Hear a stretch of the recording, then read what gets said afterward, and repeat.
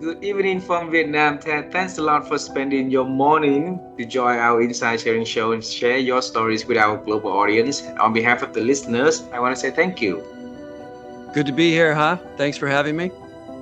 Yeah. Ted, in our culture, it's very honor for us if we can have you to do a little introduction about who you are and the work that you do. Can you do that for us? Sure. My name is Ted Olson. I live just outside Boston, Massachusetts. I have four kids with my wife, Nicole. Um, we homeschool our kids, and I have been in sales or selling since I was 17, whether B2C, B2B channel. I spend a lot of time helping folks with strategic sales systems, sales enablement, getting their message right, getting their story straight so that they can help more people. And most recently, I published a book for people who aren't crazy about selling, or people who want to sell but sell without all of the salesy tactics. And the book is entitled "Feel Good About Selling." Feel Good About Selling. Yeah. Uh, and, So that's a and little bit. let's Hopefully, that's helpful. yeah, let's us explore that all together today. All right. So we're gonna travel time. When you were young, when I was young, first, I wanted to become an astronaut, but life didn't give me any chance to be one. So when you were young, Ted, what was your dream about your future, though? Um, wow. When I was young, probably a rock star, right? Rockstar. A rock star. So I was a guitar player and I sang and I started to write and record my own music. Ah, And then I was in a band and I traveled around Boston, New York, Rhode Island, um, put out some albums, got some attention. And yeah, that was my early dream. okay. Then from wanting to become a rock star, right? Why did you decide to move a career onto sales? That's a good question. I think that a lot of people don't, reflect in their childhood. Oh, when I grow up, I want to be a salesperson. I don't think that's what folks are thinking. Um, I think what I realized early on is what put me through my music career of, I don't know, 6 or 7 years. I forget how long I was doing it. Was I was actually a hands-on automotive technician. So I fixed cars for a living. That's what I did in my, starting at like 18. And the unique situation that I was in was that this particular repair shop, it was my job to talk to the customer. It was my job to book the appointment. It was my job to find out what was wrong with the car. So I had to learn to ask diagnostic questions, and then I had to upsell, and then I had to write the estimate and all of that work. So it was almost a complete sales cycle that I did over and over and over and over and over again, like not hundreds of times, thousands of times over my 12-year career in fixing cars.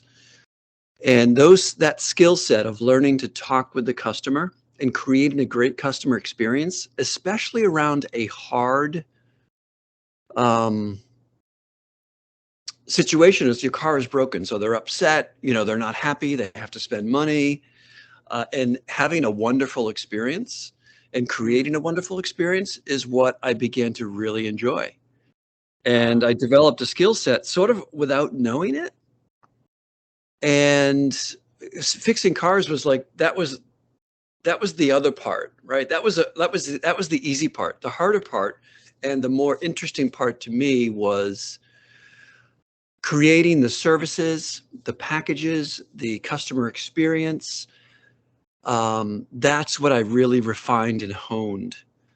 Um, so you could say I fell into it, but in a very real sense, I um, I learned it. right? I learned what it means to treat people with dignity and respect, Mm. to work with them on pricing, negotiation, um, everything from, hey, you can do this now, but you should do this at least by this point. I got into helping people, advising people on what's the next car they should buy. So I think I was learning to not just think trends like it's a transaction, but building that relationship, but also thinking strategically on behalf of the customer to help them get to where they want to go, whether that's into a new car or save the one they're driving. So that's probably a long answer to your question. Wow. Now, so you've been there for 12 years, being a technician person, right? But then do a lot of sales, and then you transform from being in the back end toward to the front end to become a salesperson yourself. So tell us that transition, though. Yeah, so I had a lot of folks sort of rooting for me, saying, Ted, you're obviously a great technician. You know how to fix cars, but you're really bright and you might want to think about going to college. And so I'm like, all right, I'll go to college. Now, I was a high school dropout twice. And I just had, it wasn't that I couldn't do the work. I didn't want to do the work. It just wasn't interesting to me. But I got to a point in my 20s where I was like, all right, I'm ready to go back to school. No school would take me. No school wanted me. I had, a 1.5 GPA. I mean, it was awful. And so I had to go to an open enrollment school. I went to a community college, and it was a 2-year school.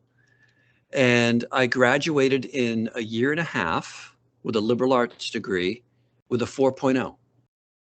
So 100%, like I just crushed it.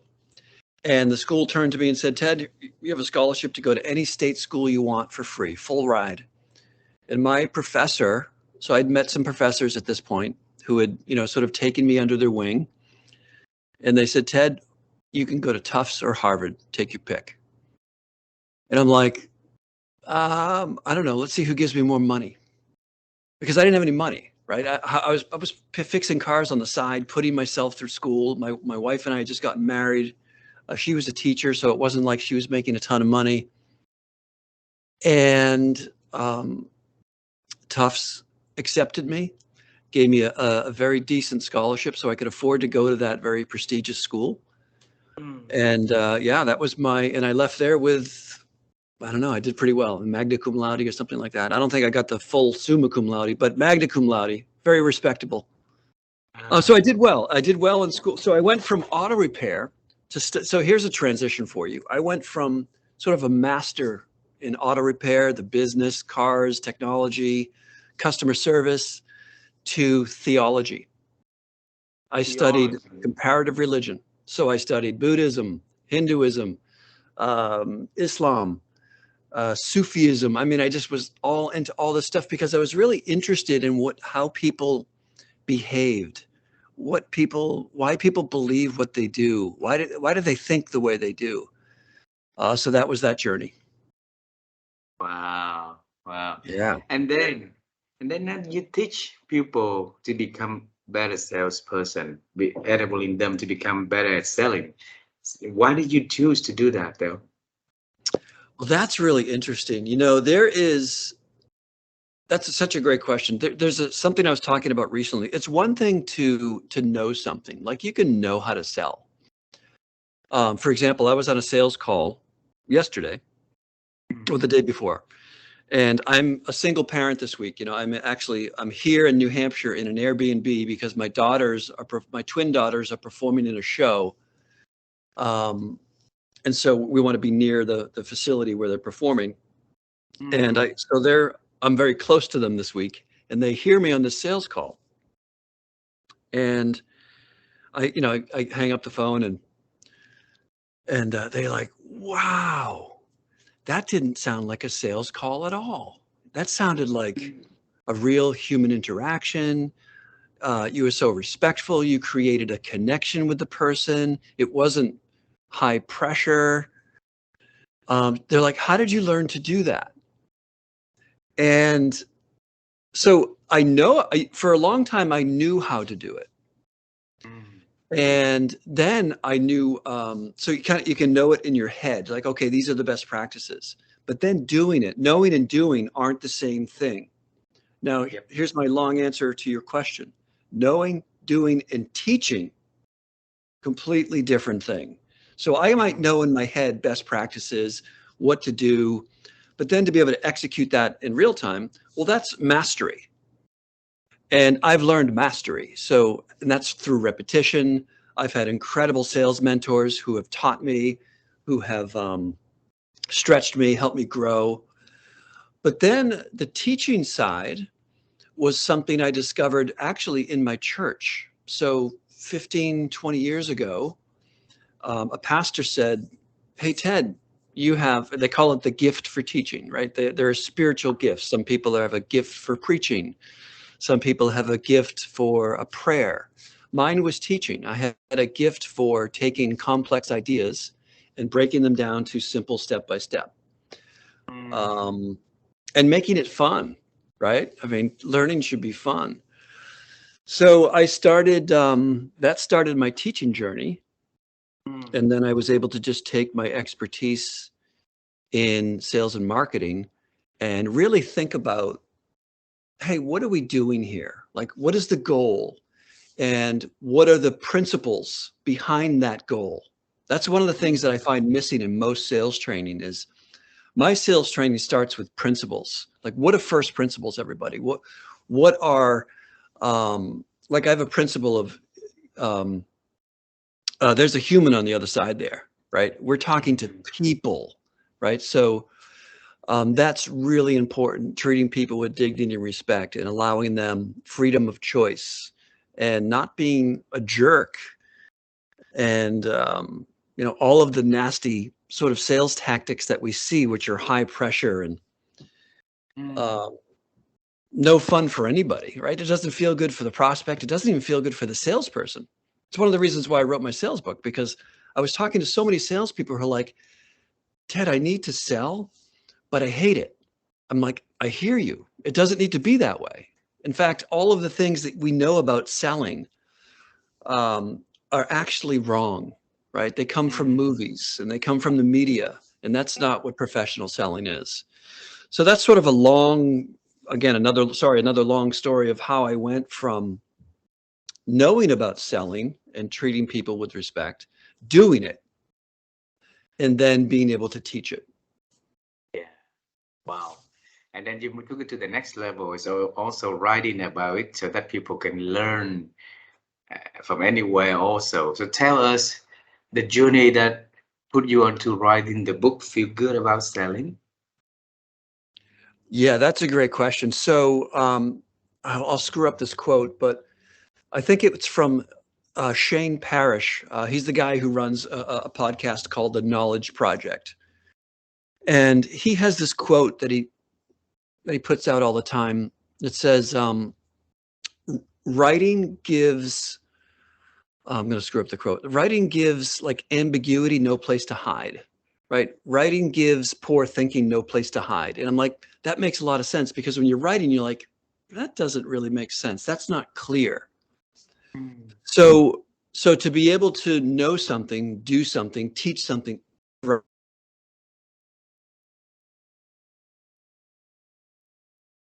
in matters. So for example, when I'm writing my book, I'm very used to writing online. So trying to think when I did this in the early 2000s, I learned internet marketing before it was called internet marketing. I learned demand generation before it was called demand generation. I was doing inbound like before inbound became the thing. And so I learned how to write sales copy on a website. I learned how to write blogs. And so I was doing a ton of writing to create demand, to drive leads to the websites that I had built. I also learned to build websites. So that was my transition, by the way, out of auto repair. Um, I moved into entrepreneurship and started building and monetizing websites. Um, and a whole nother career in selling and monetizing internet real estate or domain names. I spent 10 years selling domain names, buying and selling, trading domain names. But yeah, when you're writing a book, it's not like you're writing a post on LinkedIn. It's not like a Yeah. blog. It's not like sales copy. I had to really learn to break down what I could teach in real time.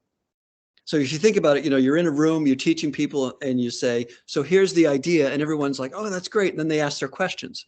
Well, they can't ask their questions in a book. So you have to answer it and break it out and write in such a way that it makes, it's clear.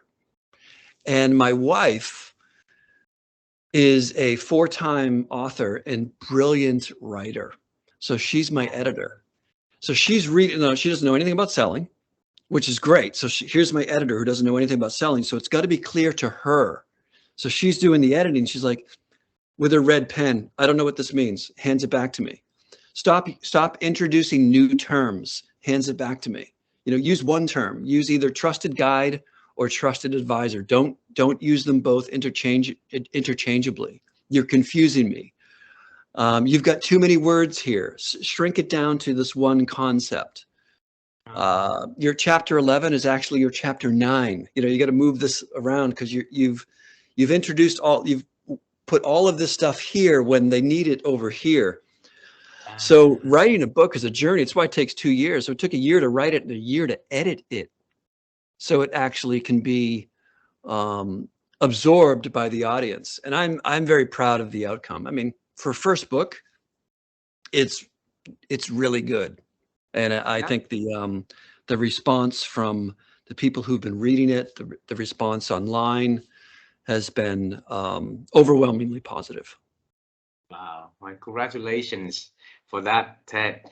Because I have a lot of executive friends, and by the time they retire, there are two things that normally they share with me about their regrets. One of them was about writing a book earlier. So they had a lot of things they can share to the people that want to write about it, but they're yet doing it. So we always try to push them, say, hey, keep doing that and give them the good words of encouragement. So you did that. Congratulations you. So have more, please have more, because there are your knowledge, if you can transfer onto books, it will stay forever for people. So please do more. All right.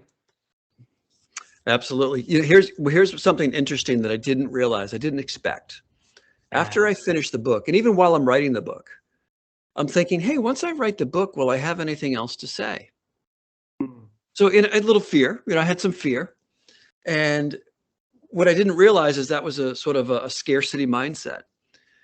And by writing the book and just giving it to the world, it opened up an abundance mindset, meaning that when that book was done, like when I was done with the actual writing, because I had spent so much time thinking and reflecting on the sales process, not even best practices, but what's the future for sales, right? And thinking about that.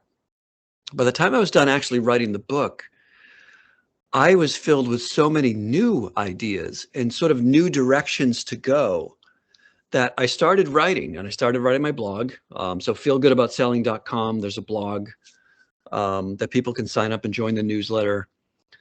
And it's a lot of it's new stuff, like 90% of it's stuff that's not in the book. So it's all new material. And I actually counted like how much writing did I do after I wrote the book? And it's another book worth. That's how much volume I wrote. More. Actually, I think it's more. I think in terms of like page count, word count, I wrote more after I finished my book. So just a little fun fact, if somebody is thinking about writing a book, you'll have more to say after you write it. Absolutely. So Ted, I have a few things I want to ask for your opinions in here. Okay. So first, start with the book. If you can pick one chapter in the book that you really, really like, tell us about that chapter, would you? Oh, chapters are like your kids, right? You wouldn't sort of favor one over the other. right? Yep. Some chapters, I think Billy Joel, somebody asked Billy Joel, the songwriter, what's your favorite song? And he said, hey, some of my songs grow up to be doctors and lawyers. Some of my songs grow up to be drunkards and bums, but I love them all. And I thought that was a really good answer. And I also like John Lennon's answer when he said, somebody asked him, what song would you re-record? And he said, all of them. Yeah. So I sort of fall somewhere in between there, but think I like chapter 2 because it has a little bit of my humor in there, Mm. which can be hard to capture on page. It's either chapter 1 or chapter 2. Yeah, it's one of those. But then as I think about it, I'm like, but then again, chapter 3 is really good too. Let me put it to you this way. If you read the first 3 chapters and you hate this book, I'll give you your money back. Wow. Wow. Hey, and then earlier you mentioned about the ability to make things simpler. All right. And to look at the complex things and then make it simpler was the strength that Ted Olson is having. Okay, Mm, can you teach us how can we make things become a lot more simpler like that? yes, the simplest tactic or simplest technique or simplest strategy is to break it into threes. Mm. We like things in threes. That's why our zip codes are in threes here in the US. That's why our not our zip codes, our area codes for our phone numbers, because it's hard to remember 7 digits. But if you break it into 334, Yeah. you 3 numbers, 4 numbers, you can remember it. So the simplest rule of thumb is triadic theory, right? 1, 2, 3. Anytime somebody says something like, hey, that's a great question, 3 things. You'll remember those 3 things. But if they say, hey, that's a great question, 7 things, you're going to be like, what? Right?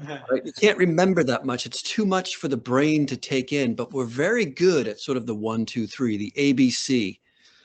So that's how you simplify it. And that's what I did with selling. I'm like, hey, if I was going to break selling, all of selling down into 3 things, what would I do? And that's when I said, it's actually number 1 is positioning yourself in the marketplace. Number 2 is exploring. That is, what is it that you can do to help a prospect? And then number 3 is presenting. How do you then present a solution? So within those 3 big pillars, all of sales lives. So for me, the rule of 3 is how you simplify. Yeah. Got it. Yeah. Thank you. I like I have triangle. to. Like you should be able to put it in a triangle. Put that idea you have in a triangle. So for example, here's another one. I'll give you a triangle. Um, uh, Pretty much every story follows 3 steps. There's a problem, there's a solution, and there's an action. There's something you need to do about it, right? Problem, solution, action. So that's another 3. You'll find that within my book. Lots of things are in chunks of 3s. Mm. So yeah.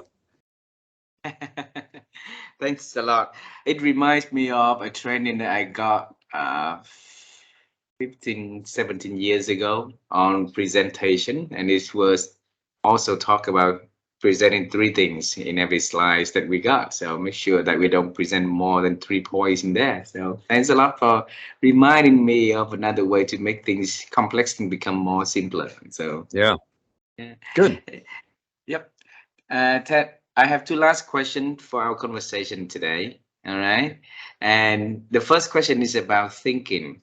My wife and I, we have been on the quest to help people to improve their ability to think simply by asking experts like you to share your ways of thinking so Mm. that if they can learn from you and they can apply something that works for them, then that would be wonderful. All right. So Ted, how have you been expand your own ability to think over the years? Yeah, that's a great question. Yeah, I'll give you three, right? Let's stay with the rule of three. Number one, reading. Yep. And by reading, I mean reading good books, like thoughtful books. I also include Audible in that. So listening to, like, I just listened to the audiobook version of Ben Franklin.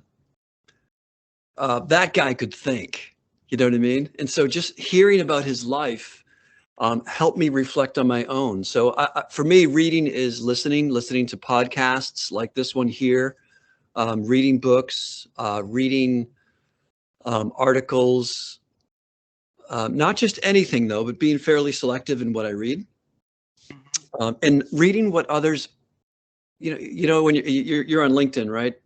And everyone posts those piles. Here's the books I'm going to read, over the summer. And it's like, but Mm. everybody's reading those books. Why don't you read the books that people aren't reading?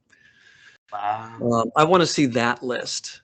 So I read a lot of books that probably aren't a lot of bestseller lists, because the idea is already out there. And I would rather go back to the original thinkers like Seneca. Have you Mm. read Seneca's works? It's like, that guy could think, you Yeah. know. Ben Franklin could think. Aristotle. I mean, their thoughts are like, we toss that stuff around like it's just a given. It's like, that actually went back to Aristotle, right? You're just borrowing. You're standing on his shoulders is what you're doing. Yeah. So number one would be reading. Number two would be what I call the practice of guidance. Um, Now, this is a spiritual practice. Actually, I don't call it the practice of guidance. It's a spiritual practice in the umbrella of the faith of Christianity. It has a number of practices, like prayer is a practice. Mm. Um, Gratitude is a practice, right? Yeah. Tithing, giving money, supporting others, helping the poor is a practice. The practice that I've really leaned on is the practice of guidance. And today we call it mentorship. So I have people in my life that I've talked to for decades, and I've just journeyed with them.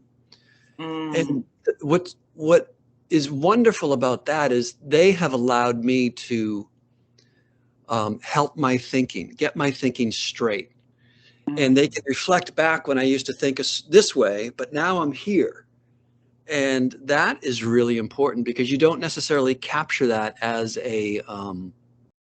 by yourself. So don't think alone is how I would say that. So one, read, and don't read alone. Be reading with others. Be talking about the ideas that you're learning. Don't think alone. Think with others. That practice of guidance. So that would be Mm. two. And then number three would be sort of the combination of writing and teaching about it. If you know something, give it away. Mm. Give it to somebody else. Teach somebody else, because that will really inform your thinking. Wow, wow. So I have here reading, and I really like the thing that you shared, reading things that people aren't reading. So that's one. Then the practice of guidance, and then give, like teaching, writing and teaching, so that it have been to spread the learning around. So, and that will Yeah. definitely improve your ability to think. Thank you. The last question is about the future a little bit. All right. Sure. I know, so now we know you wanted to become a rock star, and you've been in the band recording your album, and then life took you to different directions, becoming a salesperson, become an author, teach people how to become better sales themselves, and I know that you also write a lot of new materials that could happen to for the second book also. So Ted, the question is about the future now. Is there anything that you are working on and you are exciting you want to share with me and the audience so we can celebrate with you in advance? Yeah, I appreciate you asking. So, someone asked me a while ago, what does the next 5 or 10 years look like? Where do you want to be? And I find that one a bit hard to roll around in, because I live a life by faith. In other words, I sort of I move in directions that I think I want to go, and what interests me and gives life, and what I think brings value to other people. But to your point, life has twists and turns, and you find yourself in really interesting spots. So a speaker author as a career could be interesting, but I also think that running some kind of a company or being part of a team that's moving something important forward would be um, my next step. That said, I am really happy with what I'm doing right now. I'm doing a lot of sales enablement. I'm doing a lot of sales training. I'm a consultant to consultants. So I work with some of the world's best consultants through the Predictive Index. Mm, And these folks are amazing, and they teach me so much, and I teach them how to sell. mm, So I'm very happy with where I am right now. But that said, I know this is a season, and that next season I hope will continue to build on the things that I'm learning and doing now that could potentially be turned into some type of um, uh, business that makes it easier for people to sell. So, for example, I am putting and have the draft of a sales program that teaches sales teams to sell mm, in a way that makes them a trusted advisor, not a salesperson. So that's one huge shift, but also addresses the problem of retention of the information. So the problem with sales training is if I give you information, you're only going to remember 20% of it. How do you lock it in and bring that number up to 60, 70, 80% retention? And I mm. have an idea that I'm working on for that as well. So that's a little bit Beautiful, about the future. beautiful, beautiful. And I wish you to make it happen. I wish you have all the supports, all the resources to make it happen. I know that I asked you that I will only have two last questions for you, but is that okay if I ask one more? Please. Alrighty. My wife and I, we're gonna launch a new series of talks where we ask people just one simple question, and that is about the future you want to see around us. So, if there is one thing, one change in this world that you want to see, what would that be, Ted? Whew, that's a big one. I would say the ability for people to communicate more effectively, Hmm. especially when they disagree. Hmm. In other words, we don't, just because someone sees it from a different perspective, has a different set of values, it doesn't mean that we have to hate them or disbar them or cancel them. It's an opportunity to say, hey, help me understand. Like, help me see it through your eyes. And I think we've lost that. I think we have lost the art of effective communication. And that, of course, leads to civil unrest, hate, toxic relationships, differences between,